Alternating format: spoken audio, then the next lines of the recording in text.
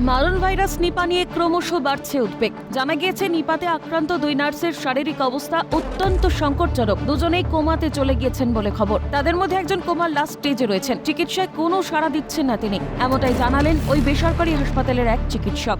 তাদের অত্যন্ত সংকটজনক। দুজনেই, একজন তুলনামূলক বলতে গেলে ভালো, কিন্তু আর ভালো বলা যায় না, আর একজন তো অত্যন্ত সংকটজনক।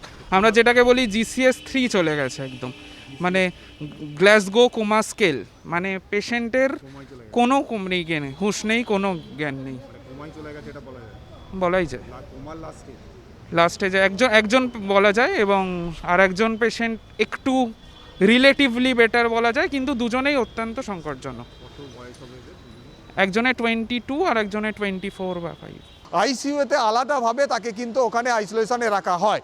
অন্যদিকে আর একজন তরুণ নার্স, সেও নার্স, একজন তরুণ, সে কিন্তু এই হাসপাতালে কর্তব্যরত অবস্থাতেই তার জ্বর আসে এবং অসুস্থ হয়ে যায়। এবং অসুস্থ হলে তাকেও কিন্তু প্রথমে মেডিসিন বিভাগে রাখা হয়েছিল।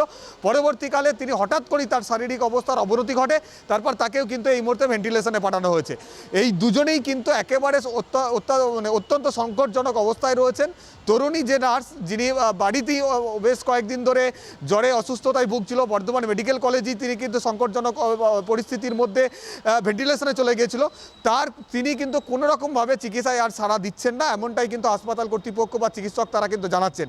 অন্যদিকে যে তরুণ নার্স, যিনি এখানে কর্তব্যরত অবস্থায় অসুস্থ হয়ে পড়েছিলেন, তিনিও কিন্তু এই মুহূর্তে ভেন্টিলেশনে রয়েছে, অর্থাৎ তিনিও কিন্তু কোমায় চলে গিয়েছে। জানা গেছে কেরল থেকে আসা অনেক রোগী এই হাসপাতালে চিকিৎসাধীন রয়েছেন। সেখান থেকেই এই ভাইরাস ছড়িয়ে পড়তে পারে বলে আশঙ্কা করছেন চিকিৎসকরা। এদিকে নিপার আতঙ্ক গ্রাস করেছে অন্যান্য রোগীর পরিবারের সদস্যদের মধ্যেও, যার জেরে এই হাসপাতাল থেকে রোগীদের ছুটি করে নিয়ে চলে যাচ্ছেন তাদের আত্মীয় পরিজনরা। বারাসাতের বাসিন্দা রামনারায়ণ মুখোপাধ্যায় তার বাবাকে চলতি মাসের 4 তারিখে এই হাসপাতালে ভর্তি করেছিলেন। তবে হাসপাতালের অত্যাধিক বিল এবং নিপার আতঙ্কে বাবাকে হাসপাতাল থেকে ছুটি করিয়ে নিয়ে যান তিনি। গত 4 তারিখ রাত্রিবেলা ভর্তি করেছিলাম, ওই রাত্রিতেই অপারেশন হয়েছে। হ্যাঁ শুনেছি, কাল টিভিতেও দেখেছি। হ্যাঁ হ্যাঁ, এখানে অ্যাডমিট আছে 4 তারিখ রাত্রির থেকে। কিছুটা ওটা আছে, কিছুটা অন্যান্য কমার্শিয়াল ব্যাপারও আছে, কারণ বাবা গভর্নমেন্ট ফেসিলিটি পায়, যেটা এখানে কিছু অ্যাভেলেবেল নেই। সেটা খুব দুঃখজনক যে এত বড় হসপিটাল, না সেন্ট্রাল গভর্নমেন্টের কোনো ফেসিলিটিস নেই এখানে। সেই জন্য বাবাকে আমরা রেলের হসপিটালে, বাবা যেখানে চাকরি করতেন রেলের হসপিটালে নিয়ে যাব। প্লাস তার সাথে নিপা হয়েছে, আরোই বেড়ে গেল বিষয়টা। অন্যদিকে নিপার সংক্রমণের খবর সামনে আসার পরই নড়ে চড়ে বসেছে বারাসাতের ওই বেসরকারি হাসপাতাল কর্তৃপক্ষ। ইতিমধ্যেই হাসপাতালের নিরাপত্তারক্ষী থেকে শুরু করে সমস্ত কর্মীদের মাস্ক ও স্যানিটাইজার ব্যবহার করার নির্দেশ দেওয়া হয়েছে। পাশাপাশি হাসপাতালে ভর্তি থাকা রোগীর আত্মীয় পরিজনদেরও মাস্ক এবং স্যানিটাইজার ব্যবহার করতে নির্দেশ দিয়েছেন হাসপাতাল কর্তৃপক্ষ। প্রসঙ্গত, নিপার সংক্রমণের খবর সামনে আসার পর সোমবার স্বাস্থ্য দফতরের এক প্রতিনিধি দল এই হাসপাতাল পরিদর্শন করে। একই সঙ্গে হাসপাতাল কর্তৃপক্ষকে প্রয়োজনীয় নির্দেশিকা দেওয়া হয়েছে সরকারের তরফে।